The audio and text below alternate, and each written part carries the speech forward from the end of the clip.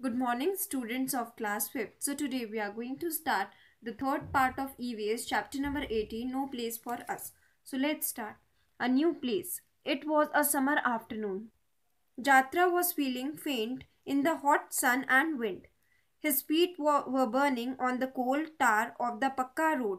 There wasn't a single tree to offer some shade, just a few houses and shops.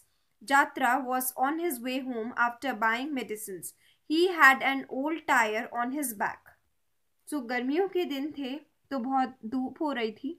तो यात्रा जो था वो उसको ऐसा हो रहा था, वो बहुत बेहोश टाइप फील कर रहा था हॉट सन और विंड में।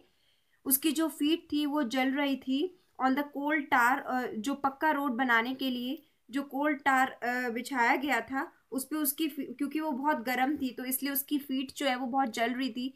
ना तो वहाँ पे एक सिंगल ट्री था जिससे कि उसे शेड मिल सके। तो वहाँ पे कुछ घर थे और शॉप्स थे। यात्रा जो था वो अपने घर की तरफ जा रहा था मेडिसिन खरीदने के बाद। तो he had an old tyre on his back. उसके पीछे ही बैक पे उसने ओल्ड टायर कैरी किया हुआ था। These days he had to light his stove with just these rubber pieces of old tires. These caught fire fast and also saved some firewood. But the smoke and smell of burning tires were terrible. तो इन दिनों उसको अपना stove को light करने के लिए, जलाने के लिए उसको ये रबर पीसेस, जो ओल्ड टायर के रबर पीसेस होते थे उनसे ही उसको ये करना पड़ता था। तो इससे जो है आग जल्दी पकड़ी जाती थी, ये जल्दी आग पकड़ लेता था और फायरवुड भी बचाता था। लेकिन जो इसमें से स्मोक और स्मेल निकलती थी बर्निंग टायर्स में से वो बहुत ज़्यादा भयानक थी। इन दिस न्यू सिंदूरी विलेज दे हैड टू पे money for everything, medicines, food, vegetables, firewood, and fodder for the animals. They could just not afford to buy kerosene. But from where to get the money for all this? तो इस नए सिंदूरी village में उन्हें money पे करनी पड़ती थी हर चीज़ के लिए, चाहे वो दवाइयाँ हो, खाना हो, वेजिटेबल्स हो, फायरवुड हो, फूडर हो एनिमल्स के लिए।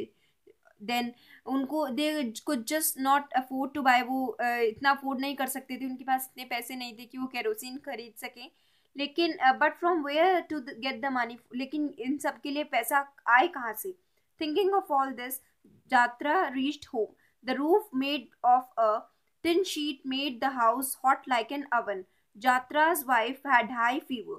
His daughter Jimli was rocking her little brother Sidhya to sleep in her lap. After all, there was no other older person with them. Jatra's parents had been so sad about leaving Khedi that they had died before he moved here. ये सब सोचते हुए यात्रा जो है वो घर पहुंचा।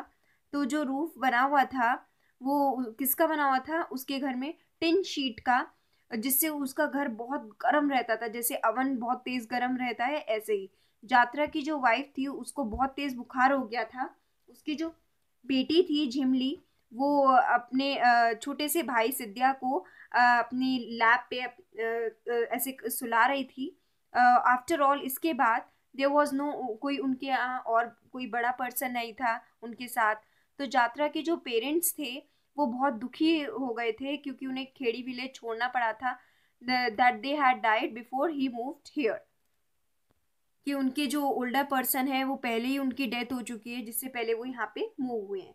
इन Sinduri there were only 8-10 families he could call his own, those from his old village. The whole village had got scattered and people had gone wherever they had been given land. सिंदूरी में सिर्फ वहाँ पे 8 या 10 फैमिलीज ही थी जिनको वो अपना मानते थे, अपना बुलाते थे, दोस्त जो कि उनके पुराने विलेज से ही थे। तो जो जितना भी पूरा विलेज था, गांव था, वो पूरा फैल गया था, स्कैटर्ड हो गया था इधर उधर। और जो लोग and people had gone wherever, जो लोग जहाँ जाना चाहते थे, बाकी लोग जहाँ पे उनको लैंड दे दिया गया वो वहाँ चले गए। This was not like the new village Yatra had dreamed about. There was electricity, but only for some time in a day, and then the electricity bill had also to be paid. There were taps, but no water. This was not like the new village, ये नए village की तरह नहीं था। यात्रा ने जिसके बारे में ड्रीम की थी, सपना देखा था, वहाँ पे इलेक्ट्रिसिटी तो थी लेकिन वो थोड़े टाइम के लिए आती थी दिन में, और उसके बाद इलेक्ट्रिसिटी का बिल भी देना पड़ता था। वहाँ पे टैप्स तो थी लेकिन पानी नहीं था।